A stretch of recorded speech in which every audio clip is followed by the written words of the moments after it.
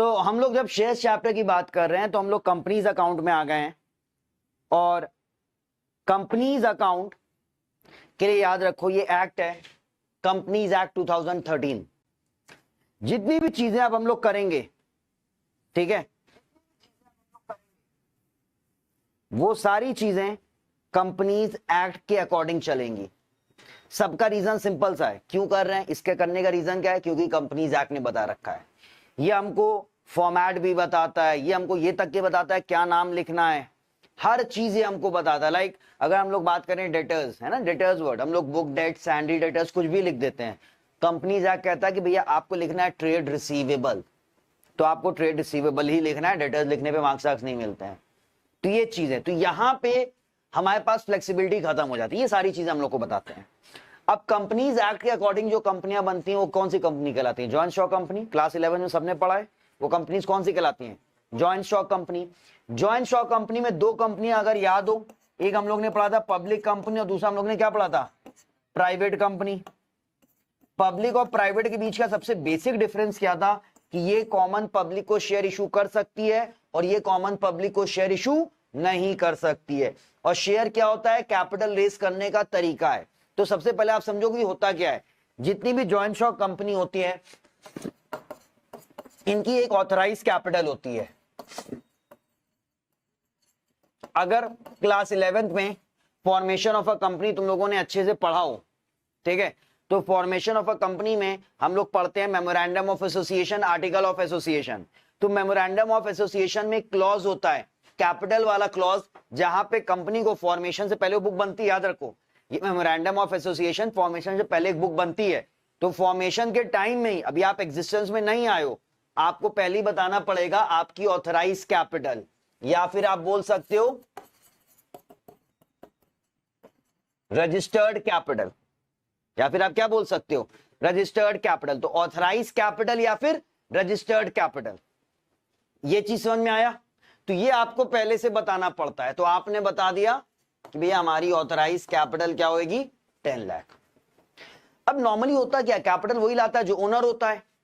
यहां को तो कोई ओनर होता नहीं है जॉइंट स्टॉक कंपनी में। जॉइंट स्टॉक कंपनी में कोई ओनर होता है? कोई नहीं होता है। तो जॉइंट स्टॉक कंपनी में कैपिटल कहां से आएगी? तो भाई ये क्या करते हैं, ये अपनी कैपिटल को स्मॉल पार्ट्स में डिवाइड करते हैं ऑफ इक्वल वैल्यू, ठीक है। Capital is divided into small parts of equal value. Each part is known as share. Each part is known as share. हर वो एक पार्ट क्या कहलाता है? शेयर कहलाता है। अब जैसे कि इन्होंने कहा कि भाई हम अपनी कैपिटल को 10 लाख रुपए की कैपिटल है, हम इसको जो है क्या कहते हैं 10,000 शेयर्स में डिवाइड करेंगे और एक शेयर की वैल्यू हम रखेंगे 100। तो देखो 100 इंटू 10,000 10 लाख बनेगा। तो इन्होंने अपनी पूरी 10 लाख की कैपिटल को 100 रुपए के शेयर में डिवाइड कर दिया, मतलब एक शेयर 100 रुपए का। तो टोटल कितने शेयर हो गए? 10,000 शेयर। अब वो क्या करेंगे, ये शेयर्स, क्योंकि पब्लिक कंपनी हम लोग यहां पे पढ़ने वाले हैं, पब्लिक को ऑफर करेंगे। जब पब्लिक को शेयर ऑफर करते ना तो आईपीओ कहलाता है, इनिशियल पब्लिक ऑफर। पहली बार जब वो शेयर पब्लिक को ऑफर करते हैं तो आईपीओ कहलाता है। तो प्राइवेट कंपनी होती है, पब्लिक लिमिटेड में भी कन्वर्ट हो सकती है, ठीक है। वो आईपीओ करेंगे। आईपीओ में क्या होता है कि वो पब्लिक को ये शेयर ऑफर करेंगे और उसके थ्रू वो पैसा रेस करते हैं। मतलब इनके पास जो कैपिटल आएगा वो कैसे आएगा? पब्लिक को शेयर दे के आएगा। ये पब्लिक को शेयर देंगे और इनको क्या मिलेगी? बदले में पैसा मिलेगा। इस तरीके से इनकी कैपिटल का पैसा इनके पास आता है, ठीक है। तो शेयर क्या होता है? कैपिटल की छोटी सी पार्ट होती है, ठीक है। आप कैपिटल को, ऑथराइज कैपिटल को स्मॉल पार्ट्स में डिवाइड करते हो। इतना क्लियर है? इसमें किसी कोई प्रॉब्लम है? अब देखो ये सारी चीजें ऐसे तो हम लोग ने क्लास 11 में पढ़ी हैं, मतलब सिलेबस में थी, पढ़ी कहां ही है हम लोगों ने। 11 तो ऐसे ही बस हो गए पास, पता ही नहीं होगा। Stages of formation, promotion of company, पता है किसी को? Memorandum of association, article of association, ये सारी चीजें आई थी। अगर ये सारी चीजों के बारे में तब तुमने पढ़ा होता तो काफी कुछ यहाँ पे भी तुम्हें थ्योरी वाला पार्ट क्लियर होता, ठीक है। टेक्निकल प्रॉब्लम नहीं होती।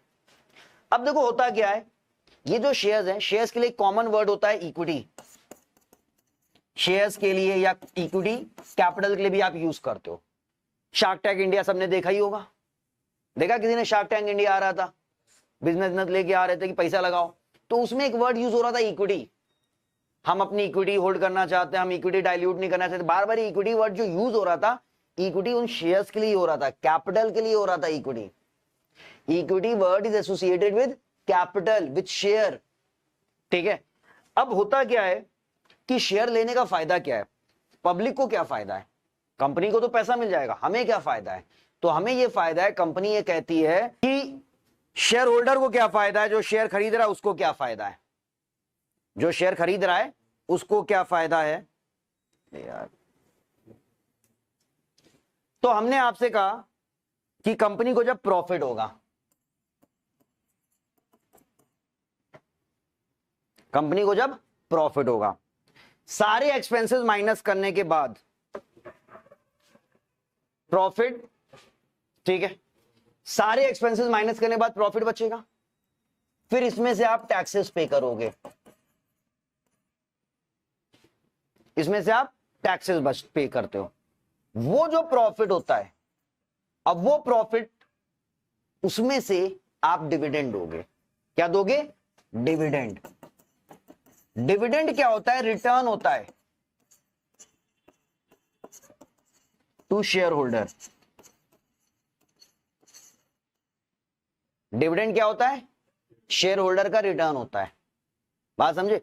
शेयर होल्डर को जो पैसा वापस मिल रहा है वो कहलाता है डिविडेंड। आपने इन्वेस्ट तो किया है तो प्रॉफिट मिलेगा ना, तो प्रॉफिट का पार्ट जो शेयर होल्डर को रिटर्न के फॉर्म में मिल रहा है, इसी के लालच में तो पैसा लगाएगा वो। भाई हम किसी कंपनी के शेयर क्यों खरीदेंगे? इसीलिए कि हमें उस पर डिविडेंड के नाम पे कुछ पैसा मिलता रहेगा, प्लस मेरी इन्वेस्टमेंट की वैल्यू भी बढ़ती रहेगी, वो तो एक अलग चीज हो गई। ये रिटर्न जो होता है, अब इस रिटर्न में कंपनी ने क्या किया, जो उनके शेयर्स थे, कुछ शेयर्स को प्रेफरेंशियल राइट्स दे दी। कुछ शेयर्स को क्या मिल गई? Preferential rights. तो जब आप प्रेफरेंशियल राइट वर्ड यूज करते हो, प्रेफर करने का क्या मतलब है? हमने कहा I prefer ice cream over chocolate, मतलब अगर हमको दोनों को चूज करना हो तो हम पहले किसको चूज करेंगे? आइसक्रीम को। किसको आप प्रेफरेंस दोगे? तो कुछ शेयर्स को आपने प्रेफरेंशियल राइट दे दी। पहली राइट क्या मिली? प्रेफरेंशियल राइट का मतलब पहले इनको हक दिया जाएगा। प्रेफरेंशियल राइट का क्या मतलब है? पहले इनको हक दिया जाएगा। तो पहला हक उसको क्या मिला, बोला गया भैया? Dividend will be paid before equity. बाकी के जो शेयर्स थे उनको हमने क्या बोला? इक्विटी कहते हैं। तो इनमें से आपने कुछ को अलग कर दिया और उनको कह दिया भाई आपको प्रेफरेंशियल राइट मिलेगी, मतलब आपको डिविडेंड इक्विटी से पहले मिलेगा। पहले आपको डिविडेंड मिलेगा, उसके बाद जब बचेगा तो इन लोग को मिलेगा। पहला राइट इनको मिल गया। दूसरा राइट क्या होता है? रीपेमेंट ऑफ कैपिटल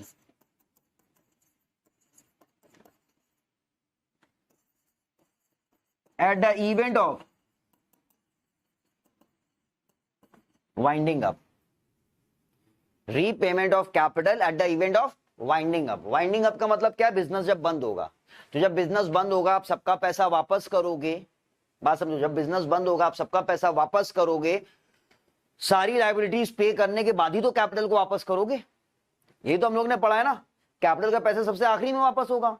तो उसमें भी पहले इनका पैसा वापस होगा, फिर जो बचेगा इनको मिलेगा। तो इनको बोला क्या गया? इनको बोला गया प्रेफरेंस शेयर्स। ये भी बीएससी में तुम लोग ने इस साल पढ़ा ही होगा, सोर्सेज ऑफ फाइनेंस चैप्टर में, ठीक है ना। उसमें प्रेफरेंस और इक्विटी के बीच का डिफरेंस आया। तो इनके पास है प्रेफरेंशियल राइट्स। और एक चीज याद रखो, अगर किसी कंपनी को शेयर इशू करने ना, पहले उसको इक्विटी शेयर इशू करने पड़ेंगे, उसके बाद ही वो प्रेफरेंस शेयर इशू कर सकता है। तो अब कहने को तो ये अच्छा लग रहा है, ये बुरा लग रहा है, बट ऐसा नहीं। इसको मिलती है वोटिंग राइट, जो इनको नहीं मिलती है। दूसरी चीज, इनको फिक्स परसेंटेज पे डिविडेंड मिलता है, और इसका क्या है? कुछ भी हो सकता है। कोई इनको 5 है तो 5% मिले, इनको 50% भी मिल सकता है, 100% भी मिल सकता है, कोई फिक्स नहीं है इनका। तो सबके अपने फायदे और नुकसान है, ठीक है। अब कंपनी जब ये शेयर इशू करती है, जितने शेयर कंपनी पब्लिक को इशू करती है वो कहलाती है इशूड कैपिटल। पहला तो ऑथराइज हो गया। ऑथराइज क्या होता है? जितने शेयर, ऑथराइज क्या होता है? जितने शेयर कंपनी के पास हैं। इशूड कैपिटल क्या है? जितने आप पब्लिक को ऑफर कर रहे हो, ठीक है। और एक होता है सब्सक्राइब कैपिटल, कितने के लिए पब्लिक अप्लाई कर रही है, कितने का पैसा पब्लिक आपको दे रही है। तो ऑथराइज कैपिटल क्या है? कितने शेयर आपके पास हैं कंपनी के पास। इशूड क्या है? कितने वो पब्लिक को ऑफर कर रही है। सब्सक्राइब पब्लिक कितने के लिए पैसा दे रही है। तो हमें एग्जैक्टली करना क्या है? हमें ये करना है कि कंपनी जब ये शेयर इशू कर रही है, तो शेयर कंपनी देखो दो तरीके से इशू कर सकती है। एक तो फॉर कैश, पैसा दो शेयर लो, ठीक है। दूसरा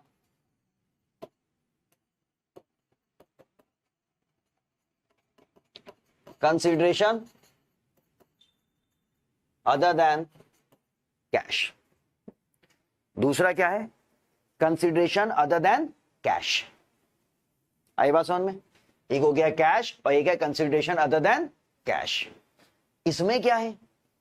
कंसिडरेशन अदर देन कैश मतलब तुमने किसी से कोई चीज खरीदी, पैसा देना था, पैसे के बजाय तुम शेयर दे रहे हो। इसमें क्या है? किसी को पैसा देना है, पैसे के बजाय तुम क्या दे रहे हो? शेयर दे रहे हो। ये तो सिंपल है, पैसा देके शेयर दे दो। यहां हमें उनको पैसा देना था, हमने कहा पैसा ना लो, हमसे शेयर ले लो।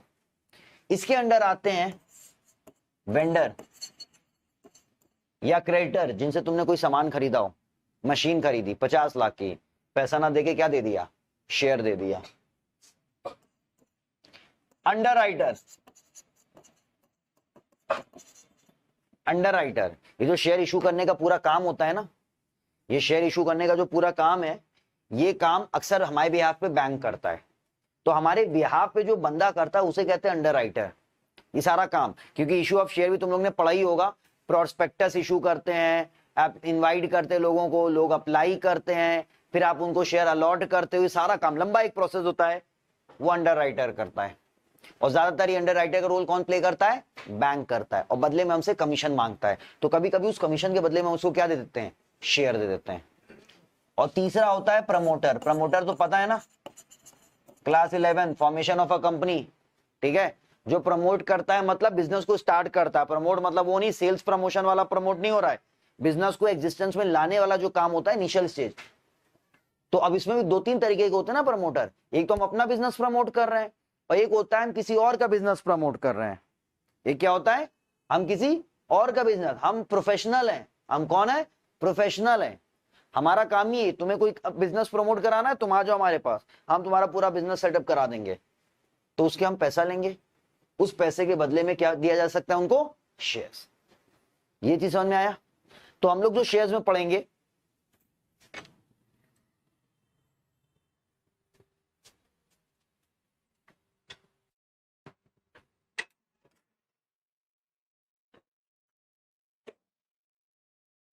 हम लोग जो शेयर्स में पढ़ेंगे कि शेयर्स कैसे इशू हो रहा है। एक तो कैश में हो रहा है पैसा देके, और दूसरा हो रहा है कंसिडरेशन अदर देन कैश। तो ये तो बाद में पढ़ेंगे, पहले हम लोग क्या पढ़ेंगे? कैश।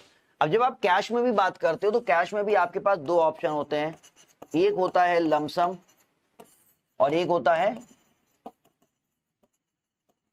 इंस्टॉलमेंट। एक होता है लमसम, एक क्या होता है? इंस्टॉलमेंट। अब देखो जरा, लमसम और इंस्टॉलमेंट में क्या है कि पूरा पैसा एक बार में।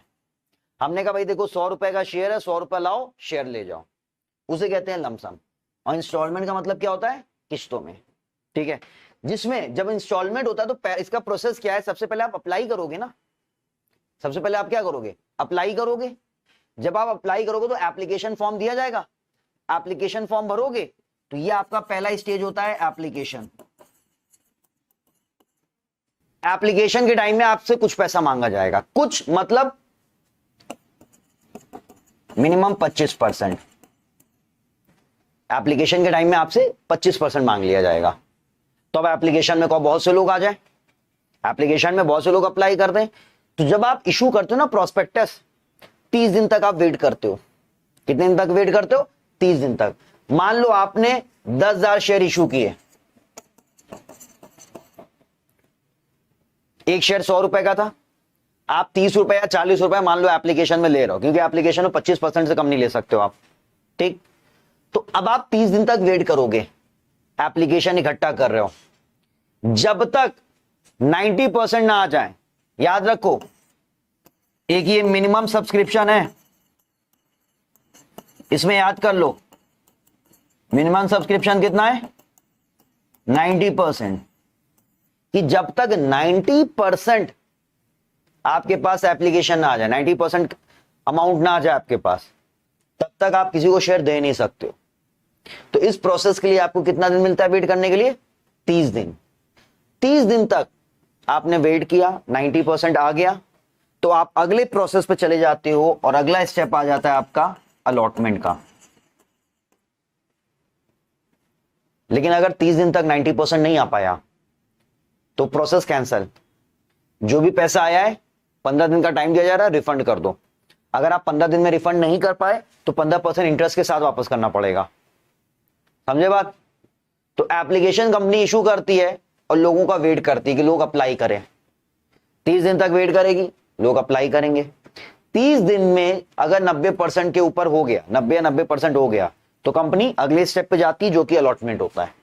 अदरवाइज प्रोसेस कैंसल, पैसा वापस करो 15 दिन के अंदर। ना कर पाए 15 दिन के अंदर तो 15% इंटरेस्ट के साथ करोगे।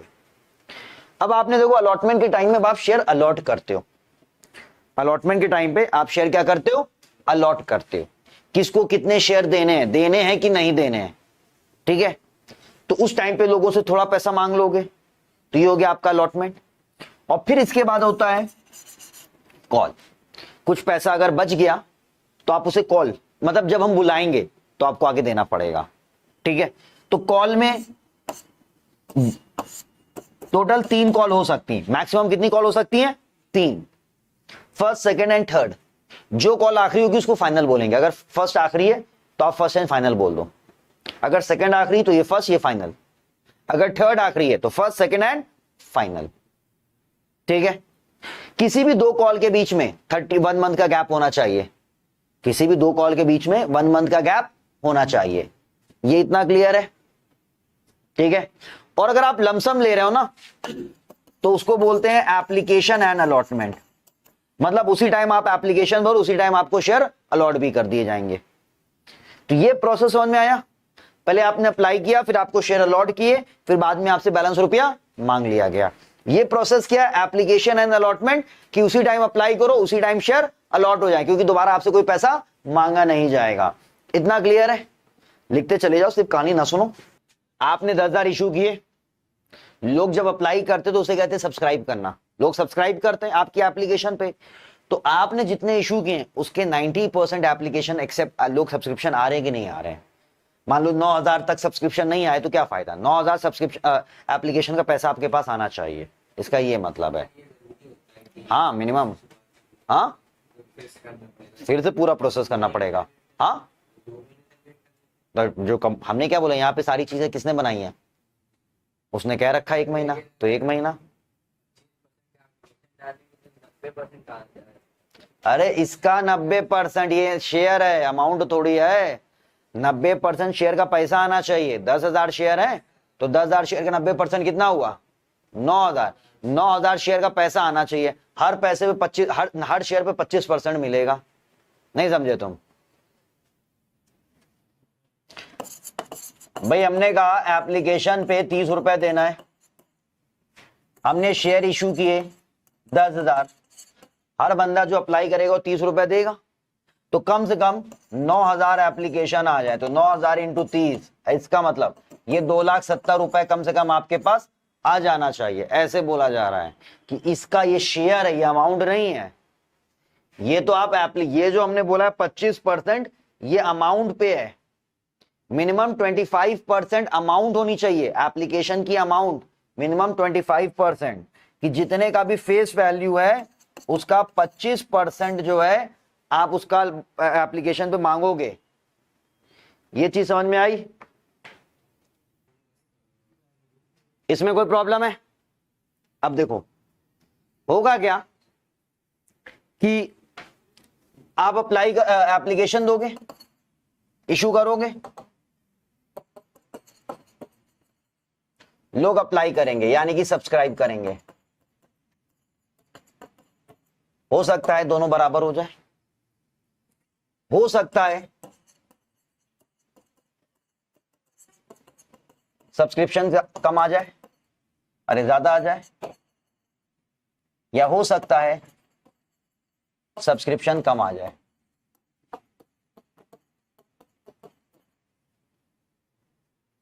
तो अगर सब्सक्रिप्शन कम आई है इसे बोलते हैं अंडर सब्सक्राइब्ड।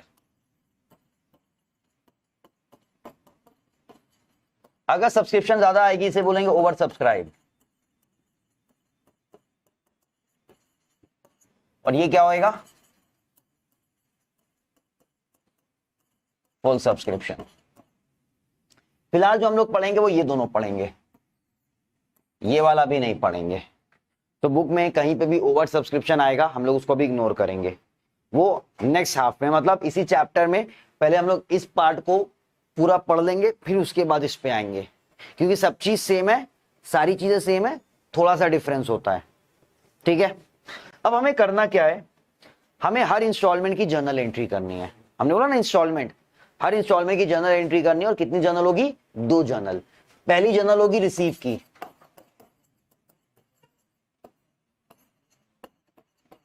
तो रिसीव की एंट्री होगी बैंक अकाउंट डेबिट। अगर एप्लीकेशन रिसीव कर रहे हो तो bank account debit to share application. Allotment receive कर रहे हो तो bank account debit to share allotment. Bank account debit to share first call, bank account debit to share final call. और एक होती है ड्यू की एंट्री, जिसको हम लोग बोल सकते हैं ट्रांसफर टू शेयर कैपिटल,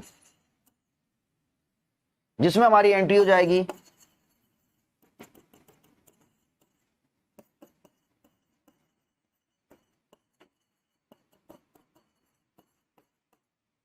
अगर एप्लीकेशन ड्यू कर रहे हो तो एंट्री क्या बनेगी?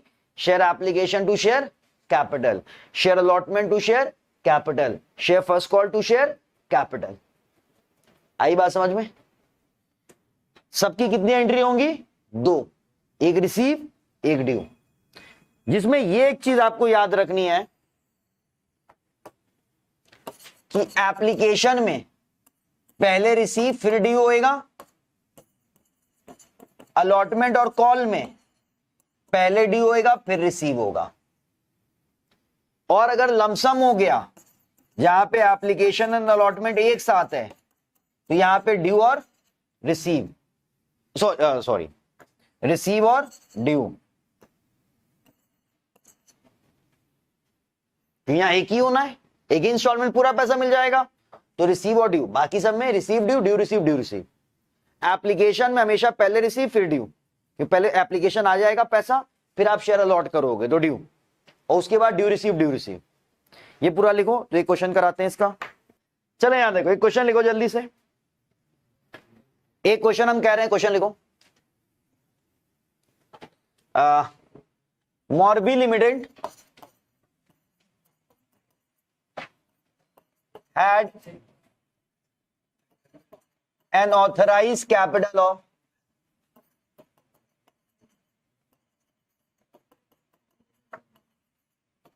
of rupees 2 lakh। क्वेश्चन लिखना है, जल्दी जल्दी क्वेश्चन लिखो।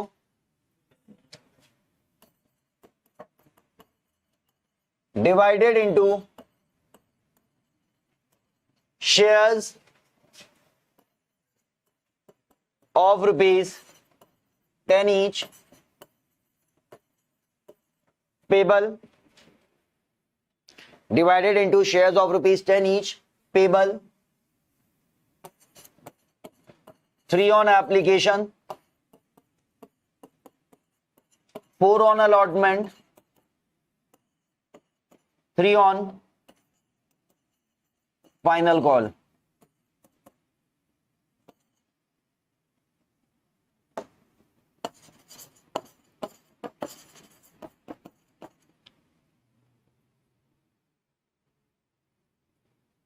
ठीक है, company issued 15,000 shares to public. एक second,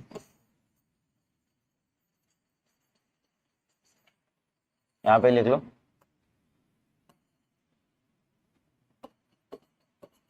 company issued 15,000 shares to public.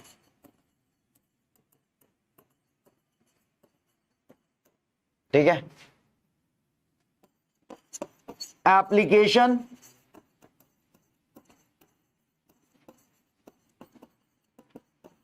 were received for 12,000 shares.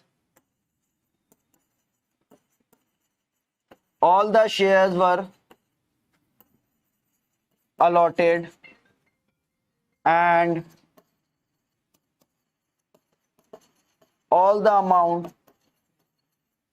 was received.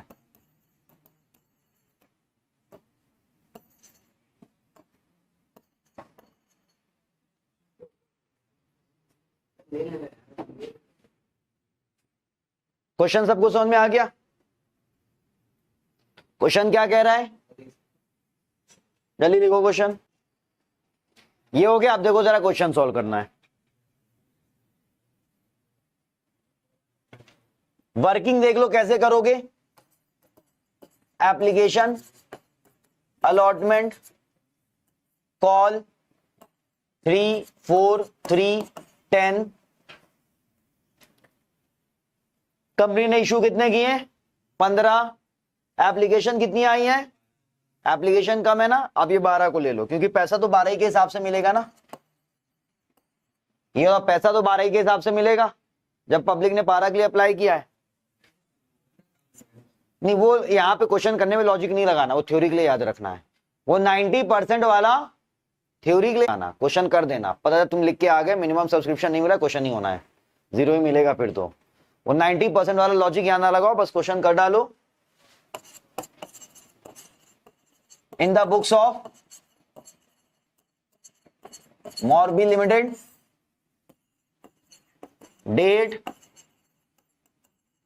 particulars, LF, debit amount, credit amount. सबसे पहली इंस्टॉलमेंट कौन है? एप्लीकेशन। सबकी कितनी एंट्री होनी है? 2। एप्लीकेशन में पहले क्या होएगा? रिसीव, और फिर क्या होएगा? ड्यू। उसके बाद क्या चलेगा? Due receive. तो एप्लीकेशन की जब आप रिसीव की एंट्री करोगे तो क्या बनेगी? Bank account debit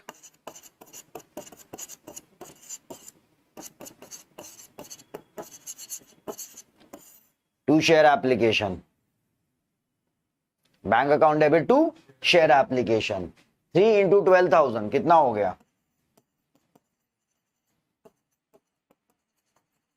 36,000। ये हो गया।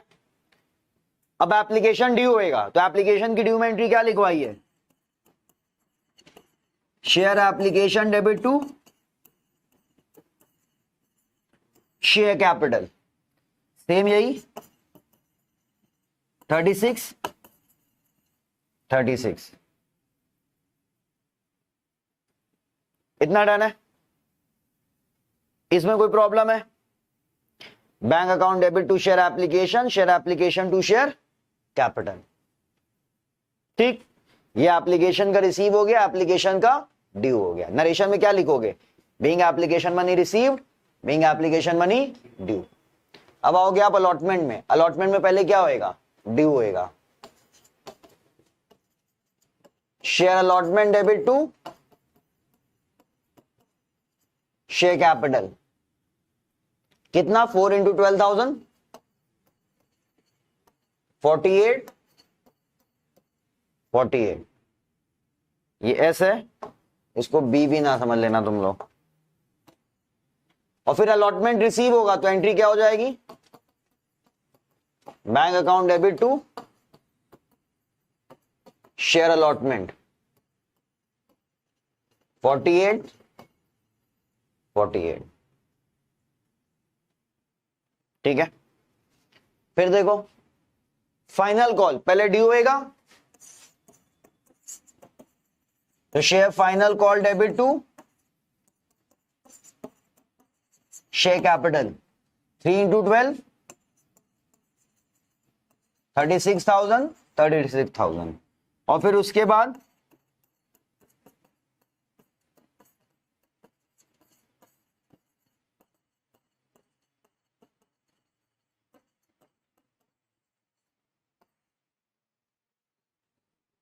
ये एंट्रीज देखो समझ में आई कि नहीं आई सबको?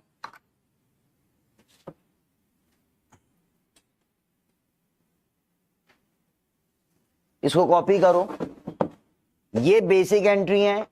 अब इसके ऊपर चीजें ऐड ऑन होनी होंगी। तुम लोग को बेसिक समझ में आना चाहिए कि भाई बेसिक एंट्री ये है, तो इसमें अब चीजें बढ़ेंगी। एग्जाम में कभी इतना सा नहीं पूछा जाएगा, इसमें बहुत सी चीजें बढ़ जाएंगी। तो फिलहाल इसको कॉपी करो, आज के लिए इसको इतना ही रखते हैं। नेक्स्ट क्लास में फिर इसमें आगे चीजें करना स्टार्ट करेंगे।